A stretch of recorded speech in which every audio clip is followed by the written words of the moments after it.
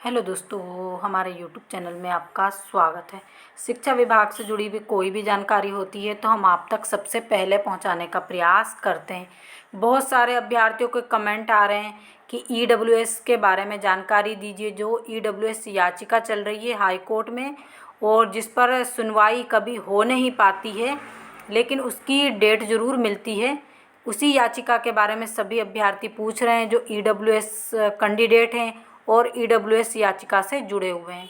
अब यहाँ पर देखिए, आप देख सकते हैं कि इसकी जो पिछली याचिका थी वो कब थी, और लेकिन अब जो आने वाले समय में इस पर जो है 6/10/2025 को जो भी है इस पर सुनवाई होना है।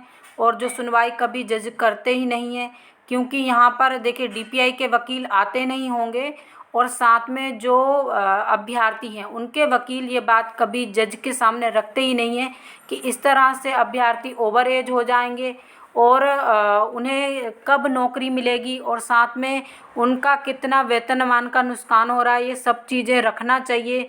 तभी क्या होगा, जजिस इस पर फैसला देंगे। अगर डीपीआई के वकील नहीं आ रहे तो उसमें क्या होगा, जजिस ये बात रखेंगे कि उनके न आने के कारण हम किसी फैसले को नहीं रोक सकते, और जो उनके सामने केवल एविडेंस होंगे और जो याचिकाकर्ता ने चीज़ें रखी होंगी उसके आधार पर ही फैसला दे दिया जाता है।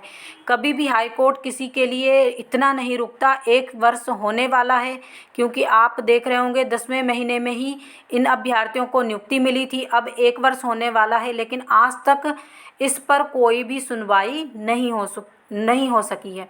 साथ में देखिए, यहाँ पर बहुत सारे अभ्यर्थियों का ये भी कमेंट है कि क्या अगर इस पर फैसला आ जाता है तो क्या फिर विभाग इस पर भी तीसरी काउंसलिंग करवाएगा। तो बिल्कुल, क्योंकि ओबीसी के पद खाली होंगे और साथ में वो और ये पद मिलाकर ही काउंसलिंग करवा दी जाएगी।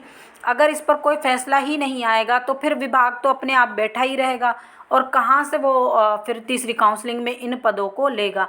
अगर फैसला आ जाता है और हाई कोर्ट बोल देता है कि अभ्यर्थियों के पक्ष में फैसला आया है और आपको तीसरी काउंसलिंग करवाना होगी, तो फिर विभाग कोई वो नहीं कर सकता, क्योंकि पहले ही ओबीसी वर्ग के लिए भी फैसला आएगा और इस पर भी फैसला आएगा। तो फिर संयुक्त काउंसलिंग करवा दी जाएगी और अभ्यर्थियों को बेनिफिट भी होगा और अच्छा भी रहेगा, क्योंकि दोनों काउंसलिंग एक साथ हो जाएंगी। लेकिन अगर ओबीसी वर्ग की काउंसलिंग हो जाती है जैसे 911 पदों पर, और बाद में इसके लिए फैसला आता है, तो फिर विभाग और कोई अड़चन डाल देगा।